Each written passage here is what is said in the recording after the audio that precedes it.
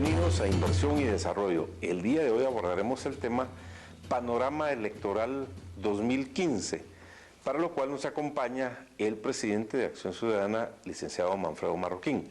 Bienvenido a Inversión y Desarrollo. Gracias, Luis, es un gran gusto estar en tu programa. Muy contentos de compartir contigo este espacio y hablar de estos temas que a todos los guatemaltecos nos interesan. Por supuesto, es de interés para Guatemala y también para el Triángulo Norte. Y precisamente el vicepresidente de Estados Unidos, Joseph Biden, recientemente estuvo en Guatemala reunido con los tres presidentes de Guatemala, El Salvador y Honduras. ¿Cuál es el mensaje de Estados Unidos ante estas visitas? 3 reuniones en un tiempo relativamente corto, visita de los presidentes al presidente Obama, y tengo entendido que también el presidente Obama viene a Guatemala. Yo creo que nunca, si uno ve en los últimos décadas, nunca se había dado una rutina, digamos, de encuentros tan frecuentes entre un alto funcionario de Estados Unidos de ese nivel, a nivel del vicepresidente, con mandatarios de estos países. Eso evidentemente lo que refleja es que hay una decisión ya de parte de Estados Unidos de entrar en los 3 países del llamado Triángulo Norte con una agenda que le permita a los Estados Unidos garantizar que estos países van a empezar a ponerle freno a tantos problemas que tienen como países y como región, pero que representan para ellos una amenaza a su seguridad. Entonces, esta agenda evidentemente va a ser muy fuertemente empujada por Estados Unidos en los próximos años y va a ser la hoja de ruta. Yo sé que aquí hay mucha polémica de que esto es intervencionismo, pero el gran problema que tenemos como Guatemala y el resto del Triángulo Norte es que si no nos ordenamos nosotros, alguien más nos va a ordenar. Eso quiere decir que la tercera frontera, como es llamado el país Guatemala, en su conjunto con El Salvador y Honduras, representan una serie de problemas ya para la seguridad nacional del mismo Estados Unidos, y ahí la importancia. ¿Qué similitud ve usted entre el Plan Colombia, que fue sumamente exitoso del año 2000 al 2014 en su implementación, con el Plan Alianza para la Prosperidad del Triángulo Norte para Guatemala, El Salvador y Honduras? Bueno, es un plan que es bastante similar, obviamente tiene características por la diferencia de los 2 países, pero básicamente responde a la misma visión, al mismo objetivo de cuando países ya se alteran tanto en su funcionamiento que pueden llegar a constituir una amenaza a la seguridad hemisférica. Entra Estados Unidos. Este plan, si uno ve todos los detalles, por lo menos de lo que han trabajado hasta el momento y que se supone firmarán ya en marzo 16, ya dentro de muy poco, en Washington, prácticamente está hablando de muchas, yo diría casi todas las áreas. Está hablando del servicio civil, está hablando de asesoría para establecer un servicio civil en estos países, está hablando de asesorías para eficientar la administración de la recaudación de impuestos. Está hablando ya de, bueno, no digamos de seguridad, de justicia. Es una agenda que ya es prácticamente una agenda de gobierno. Entonces, yo creo que los gobiernos, yo no sé hasta dónde los gobiernos locales acá de Guatemala está consciente de lo que representa esta alianza.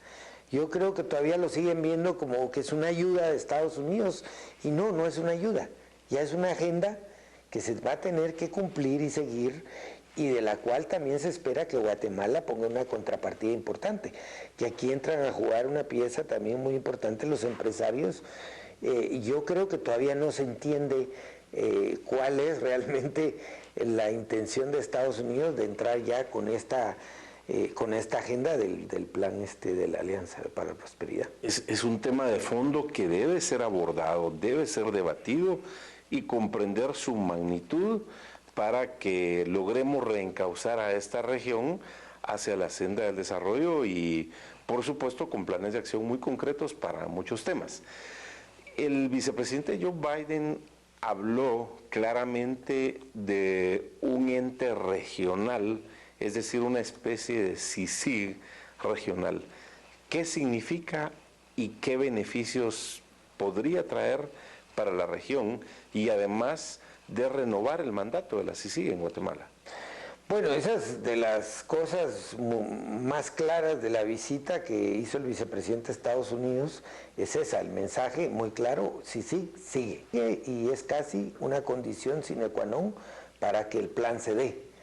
Es decir, ahí hay un requerimiento o condicionamiento, como se le quiera ver, que es obvio porque la CICIG ha estado siendo, la apuesta que ha tenido el grupo de países amigos de Guatemala, estamos hablando de varios países europeos, de Estados Unidos, es una apuesta que viene de varios años. Otro de los temas que enfatizó el presidente Biden y ha estado enfatizando distintos embajadores es la transparencia, el combate a la corrupción. ¿Qué debemos hacer para combatir esa corrupción a los corruptos, pero también a los corruptores? Y que esto se da en el gobierno central, se da en las municipalidades, se da en el Congreso de la República, se da en distintas instancias de los sectores de la sociedad también. Sí, el tema de la corrupción yo creo que ya llegó en el caso del Triángulo Norte, y sobre todo Guatemala y Honduras, diría yo, es particularmente grave. Ya no estamos hablando de una corrupción normal, porque en todos los países se dan fenómenos de corrupción, pero son digamos, niveles de corrupción que tienen cierta tipificación, una corrupción más administrativa, donde el Estado te pide un soborno para facilitar un negocio, para facilitar un trámite. No, aquí ya estamos hablando de una corrupción sistémica, endémica, y que ya abarca prácticamente a todas las instituciones del Estado. Y lo que más preocupa, creo yo, a las potencias como Estados Unidos, es que la corrupción ya llegue a áreas estratégicas de seguridad. Por ejemplo, migración. No todo el mundo, y hay preocupación en el mundo de que Guatemala es un emisor de pasaportes con identidades pues, de personas que no son guatemaltecas, pero son documentadas con pasaporte guatemalteco. El tema del DPI, o sea, construimos un documento nuevo con tecnología de punta, pero una institución que sigue atrapada en redes de corrupción. Entonces ahora tenés a gente extranjera súper bien documentada con un documento de última tecnología, pero que no es guatemalteco. O sea, el problema de la corrupción en el aeropuerto, en las aduanas, el contrabando que crece. Es decir, somos un país que no le puede dar seguridad, mucho menos a su población, pero que transmite esa inseguridad a sus fronteras. Entonces, para México, para Estados Unidos, somos una amenaza latente. Entonces, en ese sentido, yo creo que la agenda del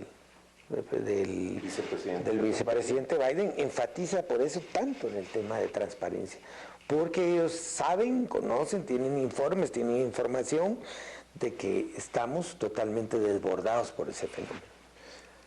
Amigos de Guatemala y de distintos países donde nos ven, hemos iniciado ya a abordar estos temas de fondo ante el panorama electoral 2015. Vamos a un corte y luego continuamos con Inversión y Desarrollo.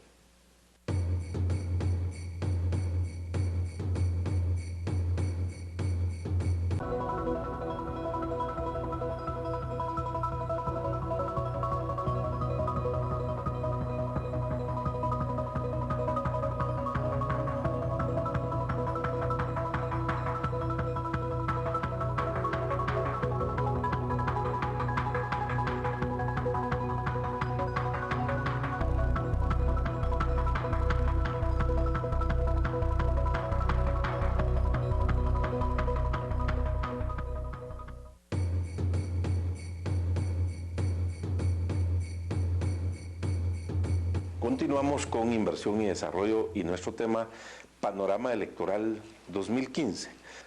Hablábamos del tema migrantes. Cerca de 2 millones de guatemaltecos están fuera de nuestra Guatemala. Estamos recibiendo alrededor de 6.000 millones de dólares, pero la gente está emigrando por falta de oportunidades. El Plan para la Prosperidad, uno de sus elementos es el fortalecimiento del capital humano, es decir, capacitarlo en educación. Y tiene un componente importante en proyectos productivos, en llevar inversiones, en generación de empleos, en generar oportunidades. ¿Cómo ustedes desde Acción Ciudadana ven ese capítulo de desarrollo económico, particularmente en el área rural? Bueno, yo diría que de las áreas que contempla el plan, son, yo creo que las apuestas principales que está haciendo Estados Unidos, bajo el entendido que tú ya señalabas, que tratando de que el país tenga más oportunidades para su gente, pues la gente va a buscar menos migrar a Estados Unidos. Yo creo que Guatemala tiene un potencial infinito para desarrollarse. El problema es que ese potencial está hoy atado, prácticamente está amarrado a una institucionalidad muy ineficiente, muy corrupta en todos los aspectos, y eso limita entonces o imposibilita que el país se desarrolle. Pero yo veo una oportunidad, como tú decías, en ensayar nuevos modelos de institucionalidad con estos programas. Yo creo que si estos programas nacen aislados del fenómeno institucional que hoy nos corroe, que es la corrupción en las instituciones que hoy tenemos, y nacen con, digamos, capital humano realmente bueno, comprometido con lo que se va a hacer, pueden ser programas que después se vuelvan la institución que necesitamos. Yo doy un ejemplo siempre, el Ministerio de Agricultura. El Ministerio de Agricultura realmente ya no debería ser ni ministerio, porque es un ministerio que tiene 14, 15 programas, pero cada programa tiene su vida propia y no rinde cuentas. Los fertilizantes, que la semilla, que esto, pero ya no hay articulación de nada. Simplemente son cajones que ya no tienen dirección. Entonces tenemos que ver cómo una oportunidad, cómo restituir, cómo restablecer, cómo reemplazar esa institucionalidad ya obsoleta que tenemos en muchas áreas, y esto es una oportunidad, creo yo. Por ejemplo, yo estoy convencido que en Guatemala la gente trabaja y trabaja duro, pero efectivamente no se desarrollan las oportunidades, precisamente porque los recursos no son suficientes, entonces se hacen a pequeña escala los programas, no hay incentivos crediticios que puedan ser accesibles a los pequeños, a los micros. Es decir, cuando se den todas esas condiciones y de verdad lleguen a la población, yo creo que el país va a despegar. Y eso lo veo una oportunidad con este plan. Ahora, para entender alguna analogía de algún país de América Latina o de otras latitudes del mundo que hayan estado en situaciones similares a Guatemala, El Salvador y Honduras, al Triángulo Norte, pero que hoy podemos decir que ya ven la luz al final del túnel. ¿Cómo han seguido esos pasos para hacer el fortalecimiento institucional, que es tan importante para la gobernabilidad, para la certeza integral para todos los ciudadanos, y qué decir para las inversiones también? Difícil la comparación porque yo conozco bien América Latina, he estado en todos los países durante muchos años, y nunca han habido países que estén en la situación extrema que estamos nosotros. O sea, quiere decir que estamos en una situación sumamente difícil. De inseguridad, de violencia. El país está en el quirófano, necesita una intervención mayor. Sí, sí, porque tenés países del cono sur, por ejemplo, que vivían estados de ingobernabilidad, pero era una ingobernabilidad más política. En el sentido de, por ejemplo, Ecuador tenía cambios de presidentes, golpes de Estado, cada 6 meses, cada año, en la década de los 90 y principios de los 2000, pero era política, no habían esas tasas de homicidios que tenemos nosotros, no habían esas tasas de desnutrición infantil que tenemos nosotros. Entonces resolvieron lo político y empezaron a despegar. empezaron a despegar. Nosotros tenemos que resolver las dos cosas, los dos motores del avión, lo político, pero también lo social, porque estamos muy atrás en lo social. O sea, tenemos gente viviendo en condiciones del siglo XVIII, XIX todavía en Guatemala. Gente que todavía ni siquiera conoce un centro de salud, porque no existe, pues. Gente que cree o que tiene 10 hijos porque tiene ya la expectativa de que se le van a morir 4. Entonces, por eso tiene 10. Porque sabe que no va a tener la capacidad de atenderlos. O sea, todavía estamos de verdad en muchos esquemas del siglo, y si no sacamos a toda esa gente de esas condiciones, el país nunca, siempre va a tener dormida su 60, 70% de la población, porque esa población no se puede integrar plenamente al desarrollo del país. Oye, lo que pasa es que Guatemala solo participan del desarrollo un pequeño porcentaje de la población, el otro porcentaje está totalmente excluido. Entonces el reto es enorme, pero tenemos que dar muestras de que somos un país responsable y serio ante el mundo y salir adelante. Es que no tenemos otra opción, y creo que la agenda de Estados Unidos nos está diciendo eso. Ustedes no tienen otra opción, porque su desastre es un peligro para nosotros. Eso es lo que nos está diciendo Estados Unidos. Bueno, también es un gran desafío en el tema de desarrollo económico, desarrollo social, transparencia, institucionalidad, visión de país para nosotros. ¿Qué perfil de políticos necesita nuestro país, o políticas, porque ahora está participando cada vez más la mujer, para que realmente vean lo que decía Aristóteles 384 años antes de Cristo, de que la gente tiene que organizarse para hacer el bien? Los políticos, alcaldes, diputados del gabinete, ¿realmente están cumpliendo con esa máxima? Mira, yo creo que Guatemala está viviendo una etapa de oscurantismo en el tema político, porque el sistema político ha moldeado a los políticos a tal punto que el político hoy se preocupa nada más del capital que tiene para correr. O sea, no importa si es capaz, no importa si ni siquiera sabe escribir, porque todavía hay dudas ahí de que muchos candidatos o políticos puedan ni siquiera articular unas ideas en papel. Digamos, ya a nadie le preocupa si el político tiene destrezas para desarrollar el país, para conducir el país, si no es el capital el que cuenta. Si tú tenés el capital, entonces sos un candidato fuerte, porque tenés cómo promocionarte, cómo pagar todas las redes de clientelismo sobre las cuales funciona este sistema hoy en día. Ya está demostrado en varios estudios que en este sistema se gana si tenés la capacidad de compra del voto, a través de las famosas bolsas, de esto, de lo otro. Entonces sí, estamos viviendo una etapa, yo llamo de oscurantismo, tenemos que salir de esa etapa, y ese reto no es fácil. Tienen que haber líderes que no respondan a este sistema, al dinero nada más, como único medio para construir poder. Y segundo, tiene que haber gente que lo escuche, que lo entienda y que lo siga. O sea, tiene que haber líder y pueblo que haga clic para desarticular lo que hoy tenemos. Si no existe eso, vamos a seguir en las mismas. Cada vez vamos a decir, ahora este gobierno que tenemos es el peor de la historia, porque siempre el que viene va a ser el peor de la historia. En este sistema siempre podemos tener garantía de que el último gobierno es el peor de la historia. Ahí los retos y desafíos que tenemos como país.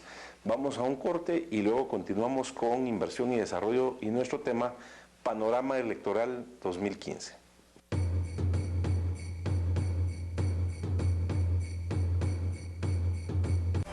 Si quieres estar todo el tiempo bien informado, hay una app para eso. Si quieres ver Canal Antigua en línea sin prender el televisor ni moverte, hay una app para eso. Si quieres volver a ver una noticia, hay una app para ello. Si quieres conocer más acerca de los conductores de Canal Antigua, si quieres compartir con nosotros lo que está pasando en tu ciudad, en las calles o en tu pueblo, hay una app para ello. Es el nuevo app de Canal Antigua. Somos los primeros que te ofrecemos la posibilidad de tener Canal Antigua siempre a mano. Si quieres informarte, divertirte, disfrutar de contenido exclusivo y promociones especiales, hay una app esperándote. Canal Antigua, como siempre, mira sin límites.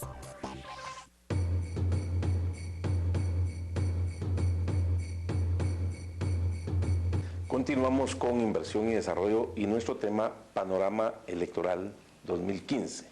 ¿Cómo ustedes desde Acción Ciudadana participan en Mirador Electoral y le dan seguimiento a todo el proceso electoral? Sí, nosotros hemos hecho ese trabajo desde el año 99, desde las elecciones del 99, después 2003, 2007, 2011. Y nos hemos venido especializando mucho, el Mirador lo conforma un grupo de organizaciones, no solo Acción Ciudadana, y cada una ha ido tomando su especialidad, por ejemplo, monitorear la cobertura de los medios, qué tan ecuánimes son los medios en la cobertura de los candidatos, por ejemplo. Nosotros como Acción Ciudadana monitoreamos desde el año 2003 el gasto de las campañas electorales, cuánto gastan, y lo tenemos ya un sistema bastante bueno para hacer esa estimación. Medimos toda la pauta publicitaria de los candidatos en todos los medios de comunicación masiva, que es la factura más grande que tienen que pagar los candidatos.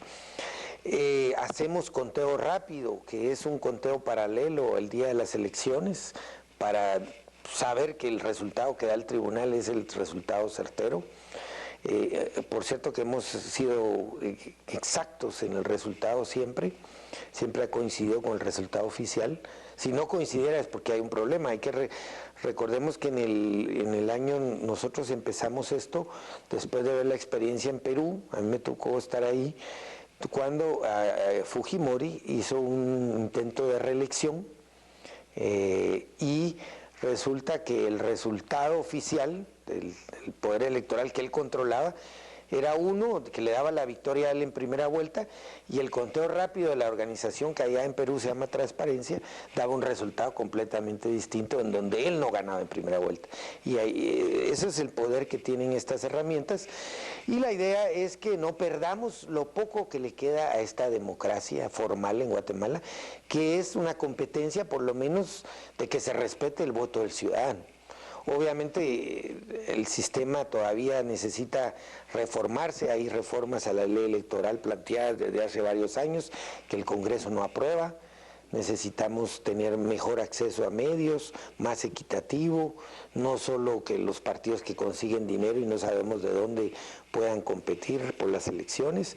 Es decir, hacen falta muchas reformas que hoy por hoy no son posibles porque estamos llenos de políticos que responden a los intereses de quienes pagan sus campañas y no, como tú decías, un interés legítimo de apoyar el país para su desarrollo. ¿Cómo está el Tribunal Supremo Electoral? Ese fortalecimiento institucional, las distintas direcciones para afrontar este proceso que se ve que viene con bastante incertidumbre, la población está bastante intranquila, están muy al margen de una participación, hay un desencanto por la democracia, como usted muy bien lo ha dicho, y cerca del 87% de la población en este momento aún no sabe por quién votar. Sí, bueno, el tribunal tiene muchas debilidades que vienen arrastrándose de malas gestiones anteriores también. Y es un tribunal, yo diría, es su mínima expresión. Si uno los compara con otros poderes electorales de la región, yo te diría que es el poder electoral más pobre. No solo en términos de que es el que menos presupuesto tiene, sino en sus capacidades. Entonces vemos el regateo que hace ahora el gobierno central para darle los recursos para el desarrollo de las elecciones. Todavía no recibe su primer desembolso el tribunal. Estamos a pocos meses de las elecciones, eso no se ve en otro país. O sea, sí hay unas amenazas muy fuertes, porque esto es un tema de timing. O O sea, de nada sirve que al tribunal le den sus 500, 600, lo que le van a dar al final, millones 3 meses antes de las elecciones. Y ahí ya las elecciones ya fracasaron, porque esto es una cosa de logística que lleva tiempos y meses de preparación, hay un calendario electoral que hay que cumplir. Construir un país es responsabilidad de todos los sectores. ¿Qué papel deben de jugar los medios de comunicación, radiales, escritos, televisados, electrónicos, para construir un mejor país? Mira, yo lo primero es que sean independientes, o sea, un medio no puede estar respondiendo solo a un interés, o sea, su independencia de opinión, de información, de debate, ¿verdad? Así como acá estamos debatiendo todos los temas libremente, eso es lo vital.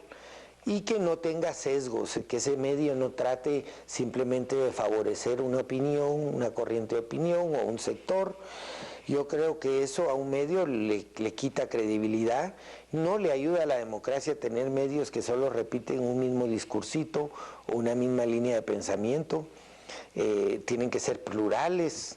Diría de las cosas que tiene Guatemala todavía rescatables en términos democráticos, a diferencia de otros países, es que los medios, sobre todo en ciertos, digamos, medios escritos, radiales, etcétera, televisivos, por cable, hay mucha pluralidad, hay mucha independencia. Eso es muy bueno para la democracia porque hay oportunidades de debate. Creo que por ese lado Guatemala todavía tiene algunas fortalezas frente a otros países. ¿Y qué tipo de políticos está esperando el país ante un 85% de la población que está desempleada, subempleada en la economía informal, ante los índices de corrupción que ustedes han dado a conocer de Transparencia Internacional, ante la falta de esperanza que hay, ante la pérdida de institucionalidad? ¿Qué está esperando el ciudadano? Mira, yo creo que lamentablemente no se puede hablar de un ciudadano así estándar, sí, promedio, estándar. Hay muchos niveles de ciudadanía en Guatemala. Lamentablemente el político tradicional le gusta acercarse con el ciudadano más necesitado, más pobre. Entonces se le presenta como un salvador llevándole una bolsa, llevándole un bien para el día, y ese político se refugia ahí, en ese campo de acción, porque ahí se siente cómodo, porque no está expuesto a las ideas, no está expuesto al debate, no está expuesto a retar su conocimiento, sino es un distribuidor de bienes, aprovechándose de la necesidad de la gente. Yo creo que todavía la mayoría de partidos en Guatemala que hoy conocemos como los grandes usan esa estrategia, aprovecharse de la pobreza de la gente para construir capital político. Es una pésima estrategia porque la gente no va a salir de pobre con esa bolsa y porque a través de esos mecanismos ese gobierno está hipotecando las decisiones del futuro, porque todo eso lo va a tener que pagar tarde o temprano. Y entonces es lo que estamos viendo hoy en este gobierno, donde todas las licitaciones ya tienen nombre y apellido. Prácticamente ya si uno ve en los concursos de Guatecompras, ya ni las empresas creen en los concursos del gobierno, ya no compiten, solo hay una, la que oferta, la que ya está apalabrada. Es decir, Guatemala necesita romper todo eso y necesita líderes comprometidos con el rompimiento de ese sistema. Es una situación que debe llevarnos a una reflexión ante este panorama electoral 2015 y del cual todos los ciudadanos somos responsables de hacer la mejor elección y de premiar con el voto a los candidatos que consideremos que tienen propuestas serias, políticas públicas, propuestas de Estado, y no a los que están ofreciendo regalos y que están haciendo prácticamente un mercantilismo político que no es nada serio para el país y simplemente vendría a ser más de lo mismo. Manfredo Marroquín, presidente de Acción Ciudadana, muchas gracias por haber estado en Inversión y Desarrollo, por ilustrarnos ante este panorama electoral 2015. Y a ustedes, amigos que nos han acompañado de distintos países, los invitamos para que nos acompañen la próxima semana en un programa tan interesante como el de hoy. Cuando pienso en mi Guatemala, el más bello paraíso, tan grande en historia, tan lleno de vida.